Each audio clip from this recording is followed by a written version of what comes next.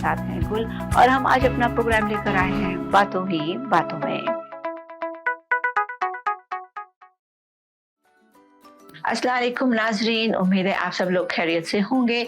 मैं हूँ समीना और मेरे साथ हैं गुल और आज फिर हम हाजिर हैं आपके सामने अपना प्रोग्राम लेकर बातों ही बातों में, जिसमें हम कोशिश करते हैं कि आपकी मुलाकात अपनी कम्युनिटी की मुख्तलिफ पर्सनैलिटी से करवाएं, उनसे कुछ सीखें और कुछ सिखाएं। जी समीना, तो प्रोग्राम स्टार्ट कीजिए आज की बात से। गुल, आज की बात में तो खैर थोड़ा सा मैं चाहूँगी कि मौसम के बारे में बता दूं, क्योंकि कनाडा का मौसम वाकई में बहुत ठंडा है और कनाडा का नहीं वर्ल्ड वाइड मौसम ठंडा है। बिल्कुल, बहुत ज़्यादा ठंड है हर जगह पर। और यहाँ पर तो ये हो गया कि इतनी स्नो होने के बाद जो बारिश हुई है उससे जो फ्लड आया है और कितने लोग क्रेडिट रिवर सारा हमारा मिसिसागा का ब्रैम्पटन जो है वो सारा काफ़ी घर उसमें बर्बाद हो गए। और इसके यही बस मुझे डर था कि अल्लाह मियां और ज्यादा बारिश और ठंडा बर्दाश्त नहीं हो रहा है। तो आपका क्या ख्याल है? देखिए जी, बिल्कुल स्नो पहले इतनी हुई और फिर उसके बाद जब ये अपना बारिश वगैरह की वजह से मेल्ट हुई और ब्लैक आइस भी कितनी बनी समीना, वो मतलब हर तरह से जी डेंजर्स हुई। फिर विंड के साथ बहुत ज़्यादा, जैसे मैं कहती हूँ जैसे फ्रीजर के अंदर आप पंखा चला दो ना।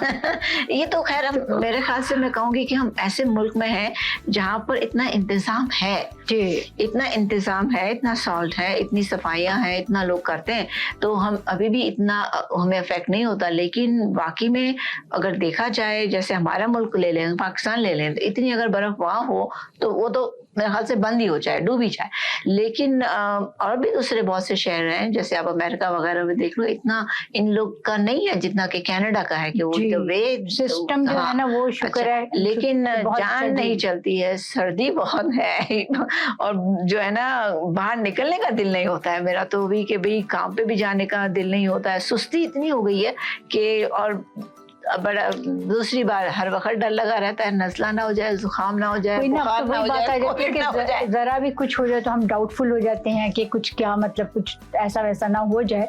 और दूसरा ये कि देखिए समीना, फिर एक होप भी तो होती है ना, जैसे फरवरी ऑलमोस्ट फिनिश हो गया, अब एक अच्छी उम्मीद के साथ मार्च जब स्टार्ट होता है तो फिर वो स्प्रिंग के लिए, स्प्रिंग को वेलकम करते हैं, कलरफुल हो जाएंगे। कलरफुल। और दूसरा ये कि फिर वो इसी उम्मीद पे दुनिया कायम है। और दूसरी बात ये भी अभी है, जैसे नाज़रीन को भी पता है कि मार्च 1 से काफ़ी रिस्ट्रिक्शंस भी हट रही हैं, तो वो जो मार्च को लोग सेलिब्रेट कर रहे हैं अभी से उन्होंने रेडी कर दिया है, बसंत और पता नहीं कितने प्रोग्राम्स आ रहे हैं, इवेंट्स आ रहे हैं। तो अल्लाह करे जल्दी से मार्च भी आ जाए और थोड़ी सी धूप आ जाए, वरना फिर हम शोर मचाएंगे, गर्मी बहुत है। लेकिन मैं तो फिर भी कहूँगी कि समीना, बेशक जैसे भी है बेहतरी की तरफ हम जा रहे हैं, उसके बावजूद भी हमें कोशिश करनी चाहिए कि जितनी भी हो सके एहतियात करें। हाँ बिल्कुल, क्योंकि हमारी कौम ओवर भी तो हो जाती है ना। हम लोग ओवर हो जाते हैं कि हम लोग कि भाई अगर दावतों में अगर इजाज़त आज से मिल गई है तो लोगों ने अभी से जो है ना वो बहुत कुछ शुरू कर दिया है कि ये होना ही है। बट एनीवेज सबके अपने अपने हैं, लम्बे सबको खुश रखे। जी कोविड हो रहा है, ऐसा नहीं कि गया है, लेकिन मैं कुछ कहना नहीं चाहती गुल। मैं अभी आपको पता है ट्रैवल करके आई हूँ, लेकिन मैंने हर जगह लाइफ देखी है, मतलब लोग इंजॉय कर रहे हैं, नॉर्मल है, हर जगह है, लोग मास्क पहन रहे हैं, रिस्ट्रिक्शंस हैं, वैक्सीनेशन चेक हो रही है जगह पर, बट इतना नहीं है। अब अल्लाह करे कि कनाडा में भी हम लोगों ने तो बहुत सहा है, 2-2.5 साल हो गए हमारे, तो बैंड बज गई है। अभी भी समीना थोड़े से हम लोग कॉन्शियस ही रहते हैं कि थोड़ी भी कोई गैदरिंग हो जाए तो ऐसे लगता है कि कहीं हम लोग कुछ ज्यादा तो नहीं कर रहे। सबसे ज्यादा डर एक छींक पर आता है। एग्जैक्टली, छींक आती है ना तो जी चाहता है कि अभी सब भाग जाएंगे, मुंह देखते हैं लोग, छींक आ रही है तो पहले से बोलना पड़ता है गला खराब है। कोई ना कैसे हम लोग एकदम अपना वो कर रहे होते हैं, कॉन्शियस रहने नहीं, मेरा गला खराब है, मैं कुछ नहीं है, कुछ नहीं, ठीक है, ये तो एलर्जी है, ये ऐसा हो गया वो। बिल्कुल, ठंड है, इतनी स्नो है, नाक लाल हो रही है, वो इसका कोई वो मौसम का असर है।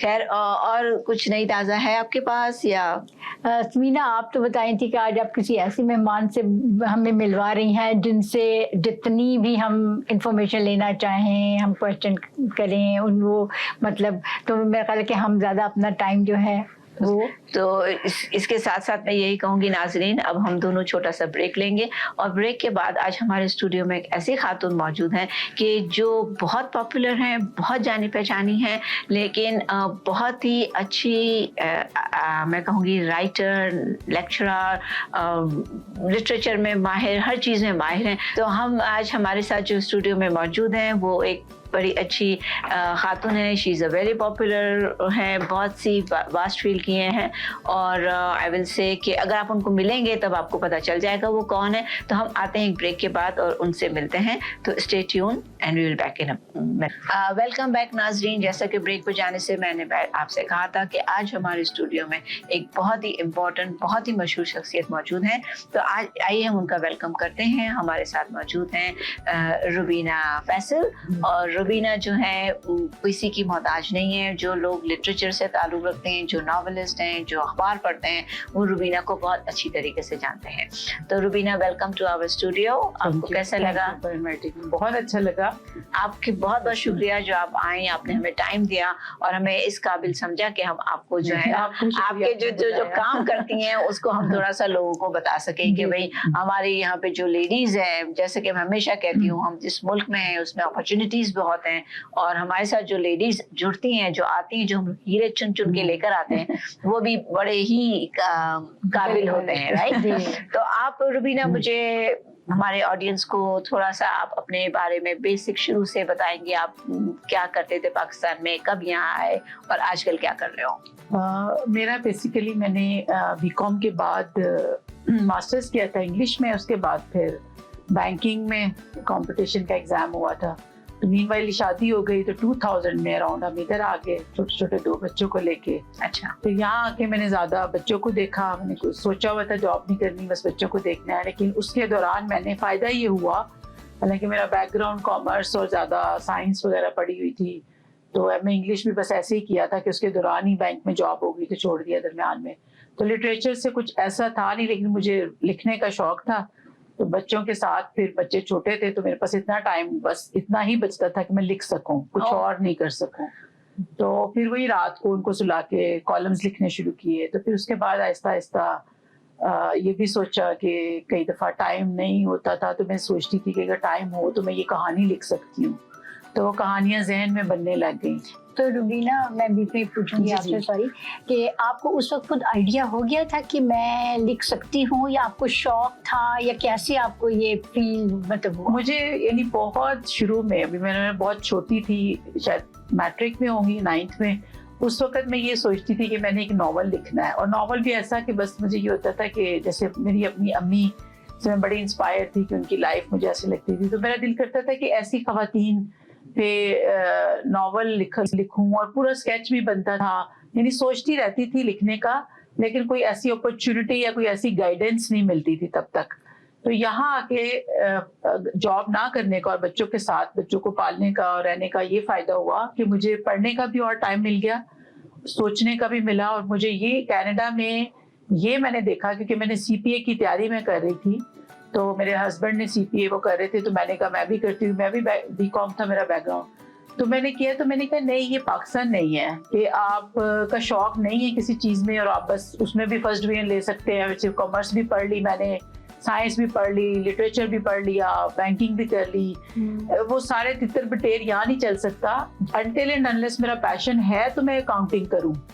तो मुझे याद है कि एक जगह किताब अकाउंटिंग की बंद, CPA के 4 एग्जाम्स होते थे, 2 मैंने कर लिए हुए थे, अमेरिका जाके करने होते थे, वो वहीं पढ़ी रही। मैंने कहा नहीं, अब मैं टाइम उस चीज को दूं। आप यहाँ पे सरसरी नहीं पढ़ सकते ना, आपको पूरा अपना पोटेंशियल डालना है उसमें, पूरा टाइम देना उस चीज को। जब तक मुझे अकाउंटिंग के कॉन्सेप्ट्स नहीं होंगे मैं नहीं वो कर सकती एग्जाम क्लियर।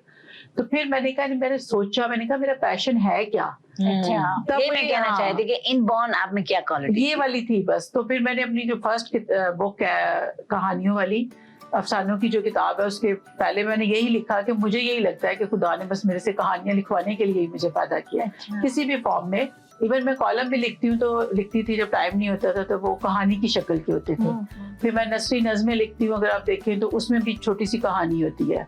नॉवल अब मैंने शुरू किया है, वो नॉवल तो ऑब्वियसली है एक कहानी। तो यानी कहानी बस मुझे लगता था कि मुझे कहनी है। तो आप अपने आप को किस चीज में ज्यादा, कहानी में, नॉवल में, कॉलम में, आपको इन तीनों में से सबसे ज्यादा कौन सा ज्यादा करना चाहते हो? सबसे ज्यादा तो मैं कहानी, जो अफसाना बेसिकली कहानी है ना, तो जैसे भी ये मैं नॉवल जो लिख रही हूँ वो मेरा पहला नॉवल है। अच्छा। तो मुझे बेसिकली कहानी अफसाना में मजा आता है। अच्छा। और ये नॉवल मैं एंजॉय कर रही हूँ, लेकिन नॉवल लिखना एक्चुअली काफी मेहनत तलब काम है, अफसाने से भी ज्यादा। हम तो एक पेज के एक जुमला ना लिख सके। तो अब आप मुझे ये बताओ कि जैसे आप कह रहे हो कि आप नॉवल, तो आप किस अखबारों के लिए लिखते थे ना कॉलम? तो कौन से मेन अखबार थे जिसके लिए आप लिखते थे? मेरे कॉलम तो नवाए वक्त पाकिस्तान में छपते हैं। अच्छा। यहाँ भी छपते हैं, 2 अखबार थे, एक संडे टाइम्स था मेरे भाई का ही, और एक और उसमें उर्दू पोस्ट नहीं, तो नाम भी भूल गया। उर्दू टाइम्स? नहीं, उर्दू टाइम्स में नहीं, वो नदीम साहब का था, पाकिस्तान टाइम्स। पाकिस्तान टाइम्स, तो उसमें छपते थे, और हर वेबसाइट जितनी भी अखबार है, लंदन में छप गए, दुबई में छप गए। अच्छा। अब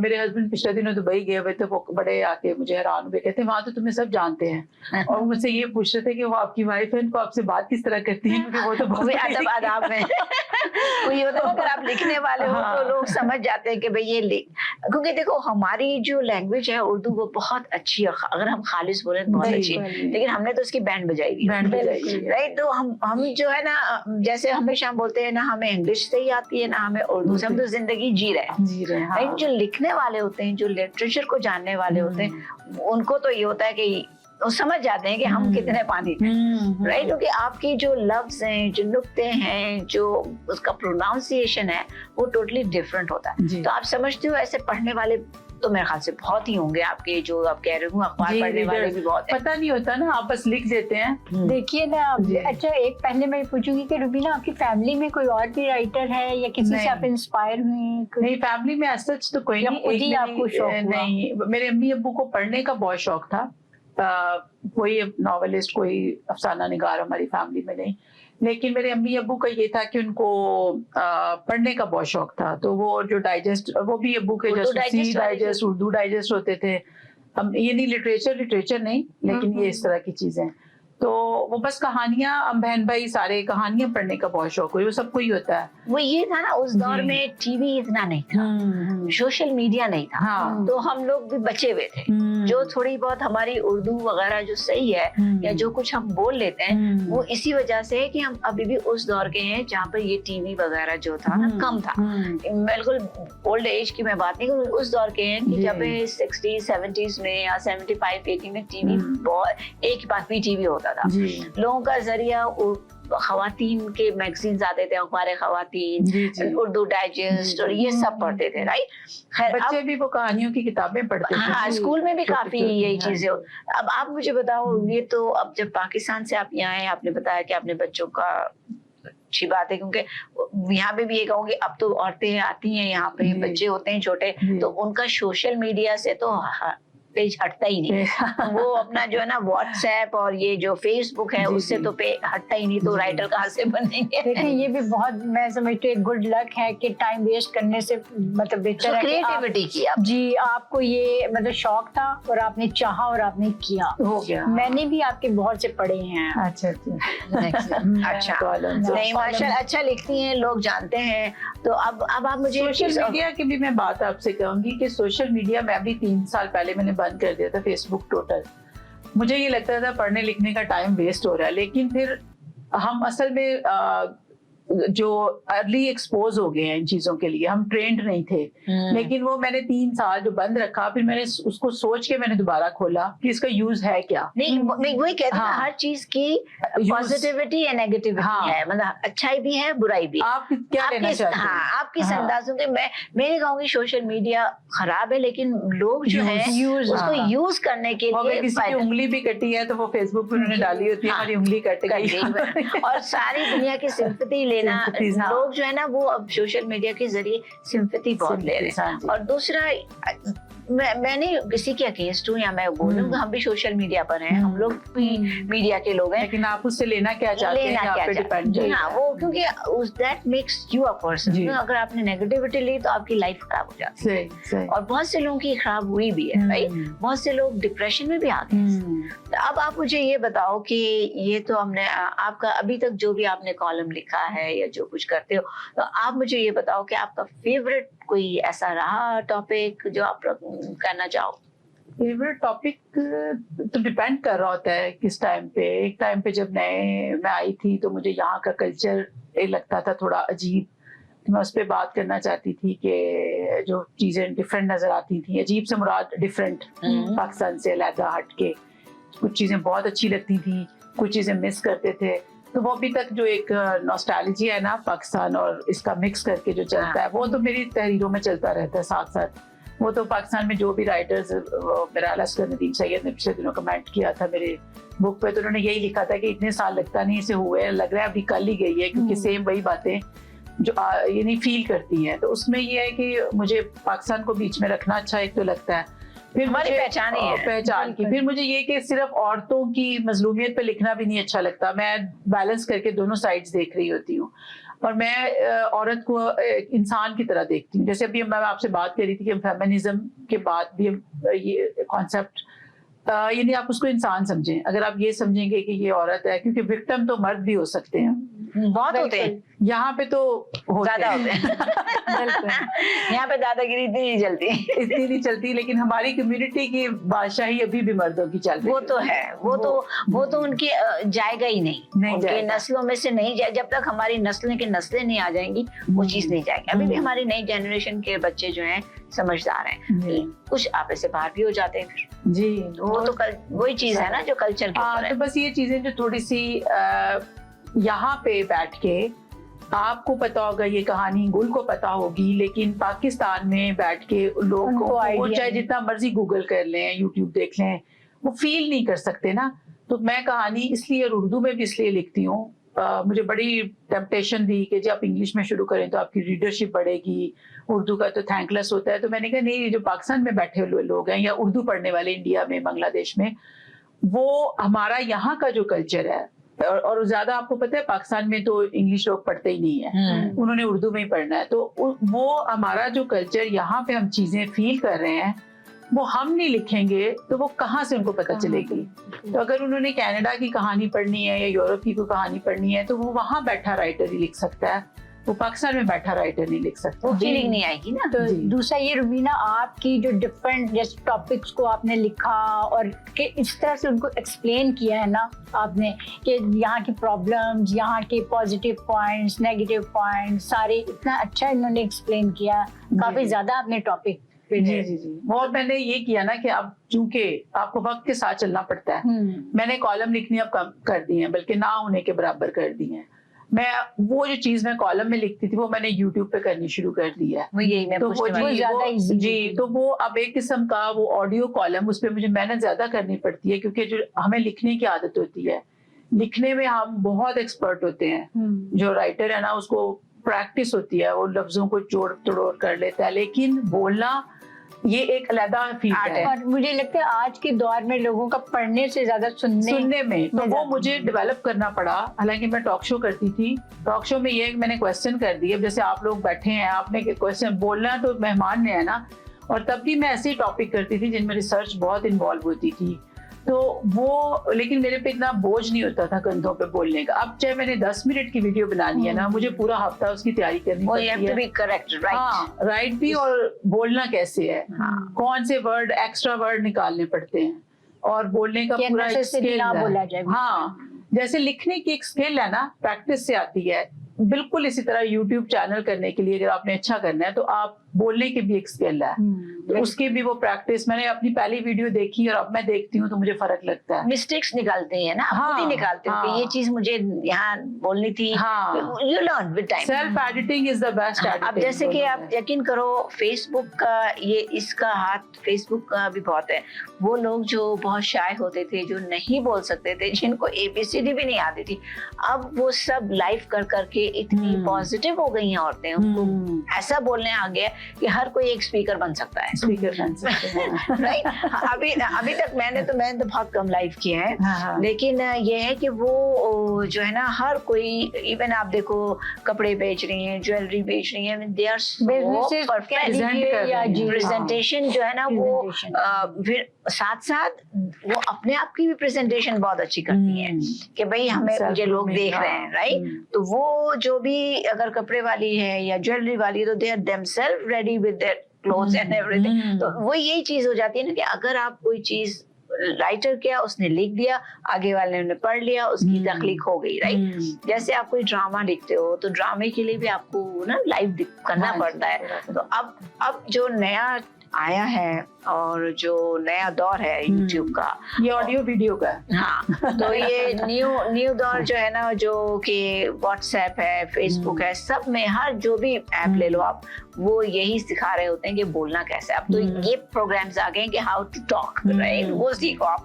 तो मैं यहाँ पर इसको कंटिन्यू करूंगी एक ब्रेक के बाद। तो नाजरीन, हम यहाँ लेते हैं एक छोटा सा ब्रेक के बाद आते हैं और फिर रुबीना से और कंटिन्यू करते हैं और इससे आगे मजीद बात करते हैं।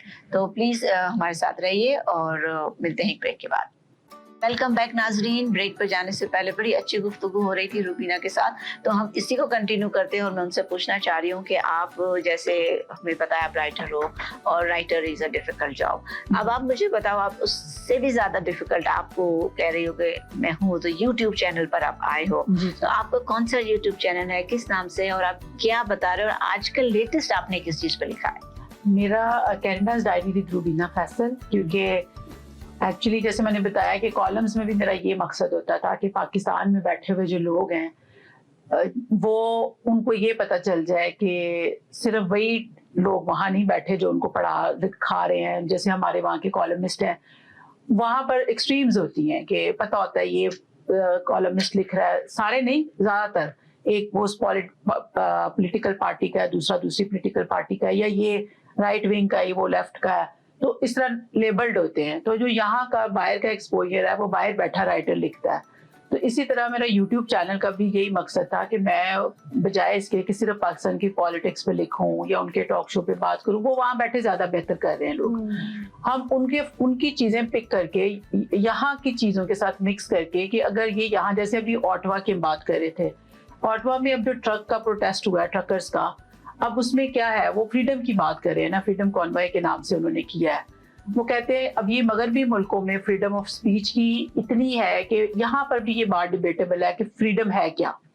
तो अब यहाँ पे वही बात है, मैं तो हमेशा यही कहती हूँ कि जब एक की जो है आपकी छतरी आप उतनी खोलें जितनी कि दूसरे की नाक पे ना लगे, राइट। तो फ्रीडम यही है कि आप उतने फ्री हैं जितना कि दूसरे को नहीं आप डिस्टर्ब करें। तो ये जब आपने वहां पर लोगों को रेजिडेंशियल एरिया में ट्रक खड़े कर दिए, हॉर्न बजा रहे हैं, तंग कर रहे हैं, तो आपसे किस लिए कि जी हमने मास्क नहीं पहनना, हमने वैक्सीनेशन नहीं करवानी। अगर तो मास्क ना पहनने से सिर्फ आप बीमार होते हैं तो मैं कहती हूँ कि आपकी फ्रीडम है, आप ना पहने, बीमार हो, मरें, जो मर्जी करें। लेकिन मास्क ना पहनने से या वैक्सीन ना लेने से आप दूसरों को ट्रबल में डाल रहे हैं ना, तो इसलिए ये आपका राइट नहीं है, ये आपकी फ्रीडम नहीं है। तो यहाँ पर आप फ्रीडम की बात नहीं कर सकते। फ्रीडम कभी भी एब्सोल्यूट नहीं होती, आपको उसकी डेफिनेट, आपको लिमिट होती है, उसके मीनिंग आपको पता होने चाहिए कि किस बात से। अब ये को कह दे जी मुझे चोरी की फ्रीडम दे दो, मुझे गाड़ियों की फ्रीडम दे दो। अब अमेरिका में ये हो चुका है ना कि डिस्क्रिमिनेशन करने के लिए, ये रेसिस्ट रिमार्क्स देने के लिए लोग फ्रीडम मांगते हैं। तो आप फ्रीडम ये नहीं है कि आप दूसरे को तंग करें, फ्रीडम ये है कि आपको कोई तंग ना करे। तो ये चीज अब पाकिस्तान वगैरह या इंडिया वगैरह जैसे जो मुल्क हैं, वहां पर भी जो हमारे वहाँ के दानश्वर होते हैं, इंटेलेक्चुअल होते हैं, वो कहते हैं ओ जी गवर्नमेंट ने बोलने नहीं दिया, ये नहीं किया। इवन यहाँ पर भी नहीं बोलने दिया, उन्होंने हैंडल किया बड़े सिविलाइज तरीके से। हर चीज डॉक्यूमेंटेड थी, ट्रकों के उन्होंने नंबर लिए, नंबरों से उन्होंने अकाउंट पकड़े, उनके अकाउंट फ्रीज किए, बच्चों को चाइल्ड प्रोटेक्शन एजेंसीज वाले ले गए, वो बच्चों समेत आए हुए थे। वो उन्होंने बड़े तरीके से, और इमरजेंसी एक्ट उन्होंने पहले पार्लियामेंट से अप्रूव करवाया, तो वो तरीके से चले। लेकिन किया उन्होंने वही डंडा डोला ही दिया, उन्होंने ये नहीं किया कि आप बैठे रहे, आपका राइट है। उन्होंने उठाया उनको वहां से, कहा कि आप ऐसा नहीं हाँ, मास्क ना लगाओ, वैक्सीन ना करो, राइट। उसमें ट्रूडो को डिक्टेटर भी कहा लोगों ने, काफी कंजर्वेटिव, तो जाहिर तो पॉलिटिक्स होती है। दूसरे लोगों ने भी कहा, वो जो टेस्ला वाला बंदा है मस्क जो है, उसने कहा कि ये हिटलर है। तो ये But he चीजें, did the right thing. Law is law for everybody. हाँ, कि आप उसको बाद में फिर आप सुबह में यहाँ की सुप्रीम कोर्ट की रिटायर्ड जज है, उसने लिखा कि आपको अगर लग रहा है ना कि ये पैंडेमिक्स में ये सारी चीजें गलत हो रही हैं, लोगों को फील हो रहा है, तो कोर्ट है ना, आपके पास दो तरीके हैं डेमोक्रेटिक कंट्री में। आप एक ये है कि अगली दफा उसको वोट ना दें, दूसरा तरीका है कि आप उसको चैलेंज करें कोर्ट में। कोर्ट डिसाइड करेगा कि इन्होंने जो रिस्ट्रिक्शंस लगा रही है गवर्नमेंट, ये अननेसेसरी है और अनरीजनेबल है, तो आपको फिर उसका जो है उनको गवर्नमेंट को करना पड़ेगा, पे ऑफ करना पड़ेगा इस चीज का। लेकिन मतलब ये यहाँ कोई पर अभी तरीका भी नहीं। थोड़ा कानून है, थोड़ा नहीं, या कानून से ही चलते हैं, लेकिन कानून को तो यानी हैंडल करने का तरीका होना देखें चाहिए। कि ये जो पाकिस्तान वगैरह में कह देते हैं कि जी वो लोगों को मारा, लोगों को गायब करवा दिया, ये कर दिया, अब वहां पे चूंकि कोई चीज डॉक्यूमेंटेड नहीं है। और दूसरी बात ये है कि जो यहाँ का जगमीत सिंह है, जो एनडीपी का लीडर है, उसने कहा कि ये भी चेक करें कि इनको फंडिंग कहाँ से मिल रही है। यानी कनाडा जैसी गवर्नमेंट भी ये अगर फंडिंग कहीं से लेके ये प्रोटेस्ट कर रहे हैं अमेरिका वगैरह से, तो वो कंसर्न्ड होंगे कि ये हमारे मामले में क्यों बोल रहे हैं। तो पाकिस्तान में अगर, या इंडिया वालों को जैसे शक होता है कि पाकिस्तान फंडिंग कर रहा है, या पाकिस्तान वालों को होता है कि इंडिया कर रहा है, तो ये बात कोई इतनी अनरीजनेबल नहीं है। ये हर गवर्नमेंट ऐसे ही ट्रीट करेगी। तो हमारे मुल्कों में, पाकिस्तान में स्पेशली, लोग शोर मचा देते हैं कि जी वो फ्रीडम ऑफ राइट जो है उस पे, फ्रीडम ऑफ स्पीच पे कर दिया। इसके ऊपर आपने सारा डॉक्यूमेंट किया? जी, मैंने इस पे यूट्यूब अभी बनाया है, और तो अभी सारा बोला है खुद ही, या जी ये जो आपसे बोल रही हूँ ना, ताज़ा इसलिए सब अच्छा यार। ये हाँ, ये इस पे बोला। फिर वैसे मेरे यूट्यूब के चैनल पे जो टॉपिक्स होते हैं, वो ज्यादा मुझे ये होता है कि मालूमात दे दूं, बहुत ही ज्यादा इंफॉर्मेटिव और हाँ, अच्छा, अब मुझे ये बताओ, हाँ। आपकी सॉरी कि मैं इसलिए पूछना चाह रही हूँ कि मैं नहीं चाह रही कि प्रोग्राम खत्म हो जाए और मेरा सवाल जो है ना वो अटक जाए। बड़ा इंटरेस्टिंग था ये जो ट्रक्स का था, ये मुझे इतनी आइडिया नहीं थी। और देखो, जब आप पढ़े लिखे लोगों के साथ और राइटर्स के साथ बैठते हो तो आपको अखबार पढ़ने की जरूरत नहीं होती, आपने सुन लिया, राइट? परफेक्ट इसलिए इन्फॉर्मेशन गुल तो यही करती है ना, ये 10 मिनट की मेरी वीडियो देख के सब पता चल जाता है क्या हो रहा है। मैं इतने शौक से देखती हूँ ना, आप तो अब आप मुझे ये बताओ कि ये फेमिनिस्ट के ऊपर आप क्या लिखते हो? फेमिनिस्ट का भी कोई टॉपिक है ना आपके पास? फेमिनिस्ट का है कि जैसे एक वही बात सेम जो भी हम कर रहे थे कि एब्सोल्यूट फ्रीडम कहीं भी नहीं है। औरतों की जो भी आपने बात की कि यहाँ पे बहुत ज्यादा वो चौड़ी हो जाती हैं या फायदा उठाती हैं, तो उसमें ये है कि वो होती नहीं है। एक्चुअली आप देखिए ना, किसी चीज को आपने प्रेशर कुकर में रखा है, वो सदियों से स्नब होती आ रही हैं। कब आके उनको राइट्स मिलने, वोट का राइट 1960s में कहीं जाके मिला यहाँ पे, तो कितने देर बाद, तो यहाँ पर भी बहुत देर बाद, तो हाँ ये नॉर्थ अमेरिका में ना पूरा ही, तो अब इतनी देर बाद आप किसी को जैसे प्रेशर कुकर को आप रखें एकदम खोलेंगे तो वो फटेगा ना। तो इसलिए इसको हैंडल करना, ये भी मार्जिन देना चाहिए औरतों को। अगर कोई इसका नाजायज फायदा भी उठा रही है ना, तो उनको ये लीवे देना चाहिए कि इन बेचारियों को कितनी देर, आपने देखा होगा कि जो ज्यादा वहां से छोटे शहरों से आती हैं, इंडिया पाकिस्तान से या बांग्लादेश से, वो यहाँ पर ज्यादा, इवन अफगानिस्तान और ईरान की जो औरतें वहां पर ज्यादा हिजाब में, वो हमें यहाँ पर ज्यादा, उनको समझ नहीं लगती हमने करना क्या है इस फ्रीडम का जो मिल गई है हमें। हस्बैंड्स को भी पकड़वा देती हैं छोटी छोटी बात पे, बहुत सारे केसेस ऐसे देखे। हाँ, लेकिन उसमें मार्जिन उनको ये है कि वो अभी सीखेंगी। अभी वो ये कि जी ये कहाँ पे हमने बैलेंस करना है। और आदमियों को भी मुश्किल है फ्रीडम देने के लिए औरतों को। आपको पता ही होगा कि औरत को घर से निकाला ही मगरब में भी इसलिए था कि जब वर्ल्ड वॉर के बाद जब इकोनॉमी में आ गया प्रॉब्लम, रिसेशन आया, तो उनको एक हाथ चाहिए था और जो उनकी हेल्प करे बाहर निकल के, तो औरतों को उन्होंने बाहर निकाला। तो अभी आदमियों को यही होता है कि हम जितना इनको निकालें ये उतना ही निकलें, उससे ज्यादा ना निकलें। ज्यादा निकलती हैं तो फिर खैंचा मारते हैं। अब वो निकल रही है बोतल में, अब जिन वापस कैसे डालेंगे? तो ये दोनों की कॉन्फ्लिक्ट चल रही है, दोनों की। तो फेमिनिज्म बेसिकली ये है कि आप अपने आप को एज अ ह्यूमन बीइंग, यानी आप अपने आप को एज अ औरत एक्सप्लॉइट भी ना होने दें, किसी को ये राइट ना दें कोई आपको एक्सप्लॉइट करे, और आप अपना औरत होने का नाजायज फायदा उठा के आगे भी ना जाएं। अगर आप ये दावा कर रही हैं कि आप मर्द की तरह हैं, तो आप मर्द की तरह फिर सिर्फ टैलेंट पे रहें। अब ये एज अ राइटर भी ये सफर बहुत स्लो होता है। आप औरत हैं और आप औरत को यूज करके आगे चली जाएंगी ना, तो यूं दिनों में आप आगे जाते हैं। लेकिन अगर नहीं, आपने मर्दों की तरह उनका मुकाबला करना है और टैलेंट पे जाना है, तो फिर बहुत स्लो होता है। क्योंकि मर्दों को टैलेंट की बुनियाद पे लोग आगे आने देते हैं, औरतों को नहीं आने देते किसी भी फील्ड में। ये यानी राइटिंग ऐसा फील्ड है कि जो बिल्कुल इंडिपेंडेंट टाइप आप सोच सकते हैं, लेकिन इसमें भी वो ये कहेंगे कि अगर हम पे नहीं ना डिपेंडेंट हो रही तो इसको पीछे करो, और हर औरत उसको आगे आने देंगे जो उनको चाचा मामा बना लेगी, कि उनको चौधरी बनने का शौक होता है कि हमें चौधरी बना लो और फिर हम आगे आने देंगे। तो जो औरतें नहीं ये करती, किसी को नहीं, वो कोई क्वालिटी की बेसिस पे वो कहती है कि मेरे नॉलेज की बेस पे मेरे पे बात करो, तो उन औरतों को प्रॉब्लम होती है, ना सिर्फ मर्दों से, उन मर्दों की आगे औरतों से भी होती है, जो यानी मर्द से ज्यादा औरत के लिए प्रॉब्लम होती है। बिल्कुल आप सही बोल रहे हो। ये तो मैं आपको खुद कहूंगी, मैं कभी कभी बात जब लोग करते हैं मुझसे वुमेन एम्पावरमेंट की, और तो मैं कहती हूँ कि औरत ही औरत की टांग खींच रही होती है ज्यादा। आप लोग, मेरा 2-3 दफा हो चुकी है बहस हमारे साहब से, तो मैंने कहा कि आप बातें तो बड़ी बड़ी, औरतें भी बड़ी एम्पावरमेंट की बात करते हैं, हम औरतों के साथ हैं, हम इसके साथ, सामने तो सब साथ होते हैं, पीछे उनमें से 4 तो पीछे आपकी पहले टांग को टांग खींच कर आपको तोड़ने मोड़ने में। ये चीज आप देख लो, आप कॉमन हो गया सोशल मीडिया में, आप देख लो कोई एक बंदा काम कर रहा है तो अपने ही उससे आगे बढ़ने की कोशिश कर रहे होते हैं कि नहीं मैं आगे होशियार हूँ, मैं ज्यादा पढ़ी लिखी हूँ, वो तो पुरानी है, उसको क्या पता। तो वो इस तरीके से अप्रिशिएट करने के बजाय और उनसे कुछ सीखने के बजाय उनको डोमिनेट कर देते हैं कि आपको क्या, आपसे ज्यादा तो होशियार हम है, आपने कर लिया तो क्या करना, हम तो आपसे ज्यादा कर लें। भाई हमने जो किया था हमने अपने जोर में अपने जमाने के हिसाब से किया, तुमने जो किया है वो तुम आज के दौर के हिसाब से कर रहे हो। और एक दूसरे को अप्रिशिएट करना चाहिए, खास करके औरतों को। अब जैसे गुल मेरी, अगर मेरी तारीफ कर रही हैं और मुझे पता है कि ये सबसे मतलब फैशन में मैं देखूंगी, ब्यूटी में देखूंगी, मैं इनकी तारीफ करूंगी।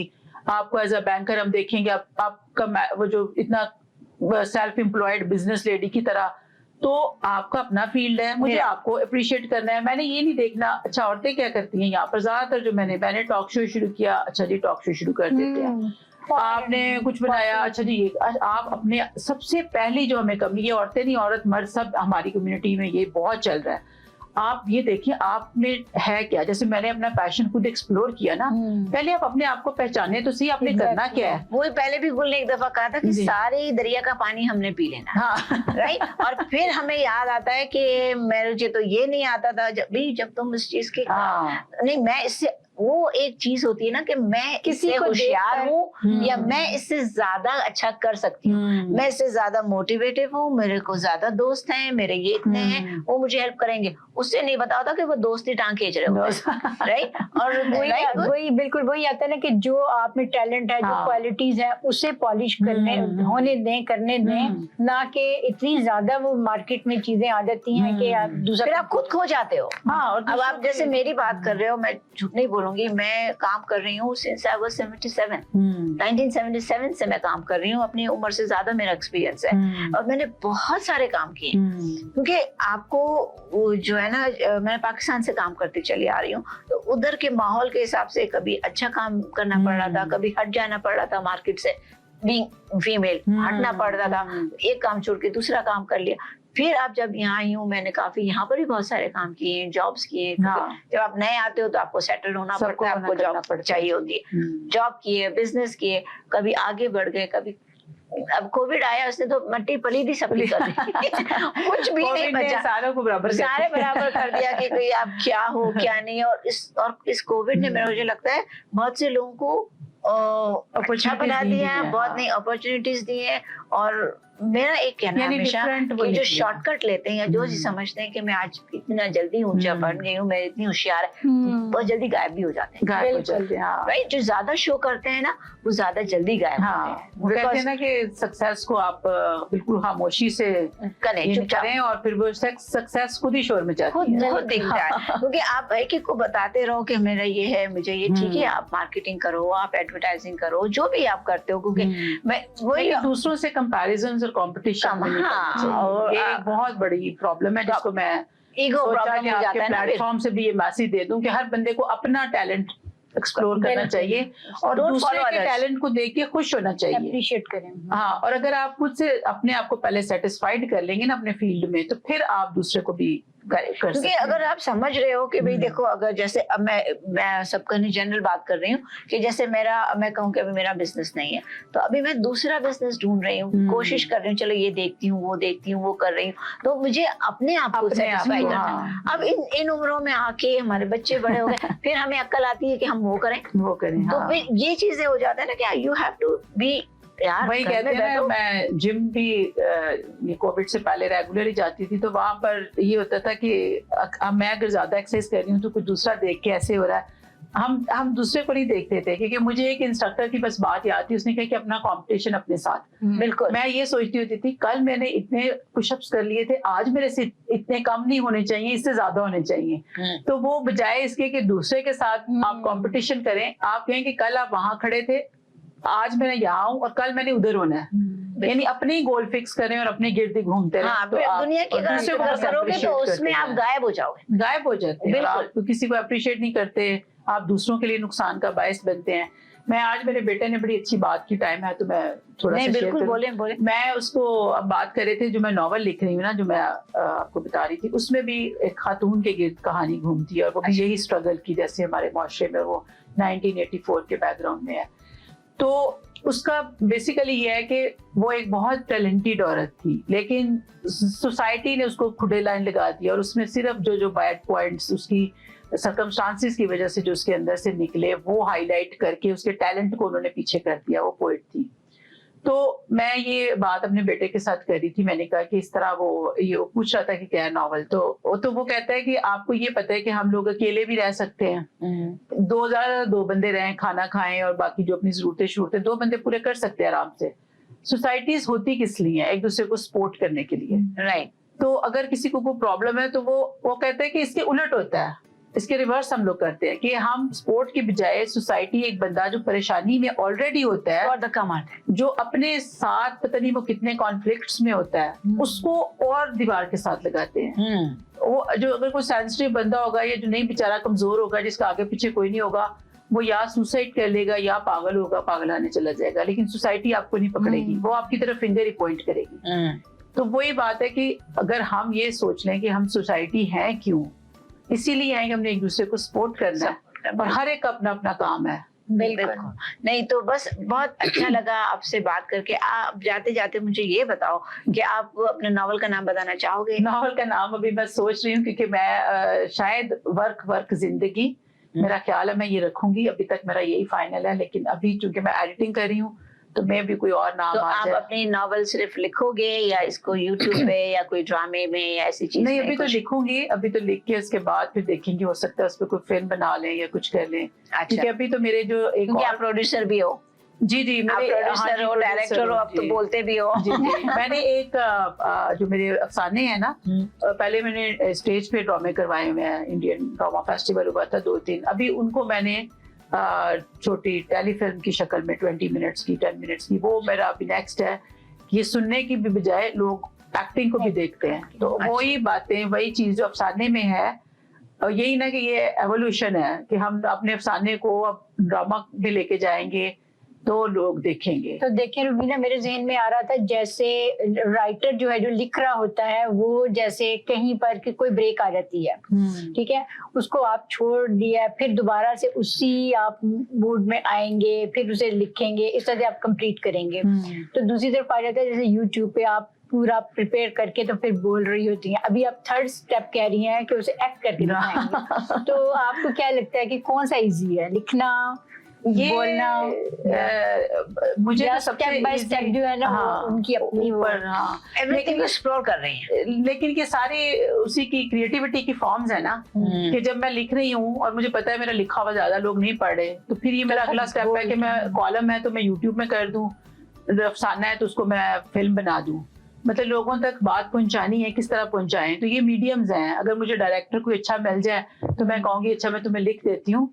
मतलब मैं, अगर आप मुझसे पूछे ना ऑनेस्टी के साथ, तो मैं कभी ये सोचा भी नहीं था कि मैं कैमरे के आगे, मैं काफी शाय थी, आपको लगे यकीन नहीं आएगा, लेकिन मैंने जब अपना पहला अफसाना पढ़ा था, तो मैं जो ऑर्गेनाइज यहाँ पे करवा रहे थे, वो एक फैमिली ऑफ आर्ट है, तो वो जो ऑर्गेनाइजर था वो राइटर नहीं है, वो बंदा, उसको मैंने कहा कि उन्होंने जब मुझे कहा ना आपने अपना अफसाना प्रेजेंट करना है, तो मैंने कहा मेरा अफसाना आप पढ़ देंगे।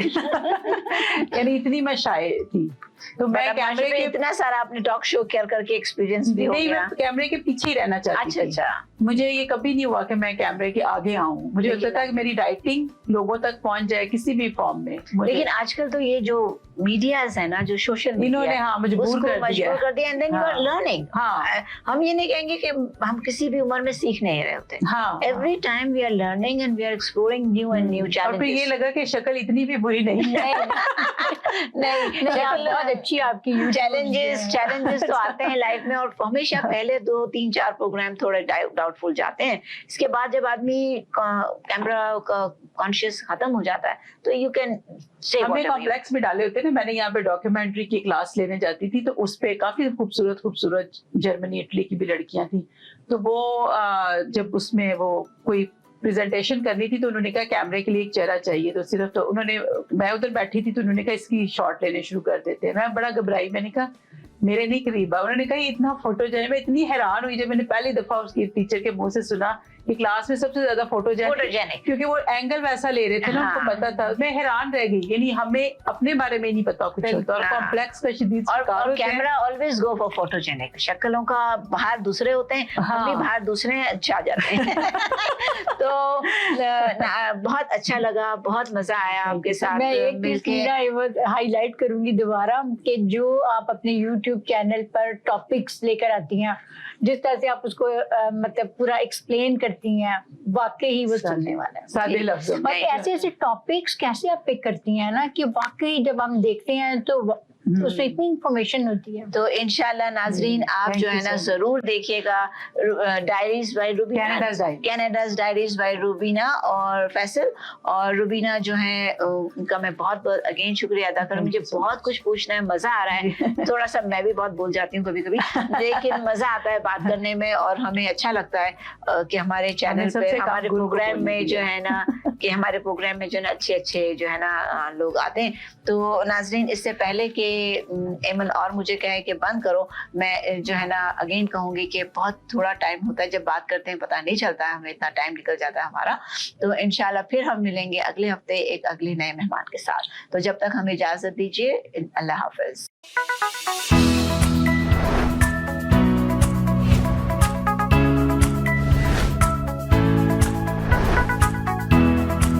मैं हूँ समीना और मेरे साथ हैं गुल, और हम आज अपना प्रोग्राम लेकर आए हैं बातों ही बातों में।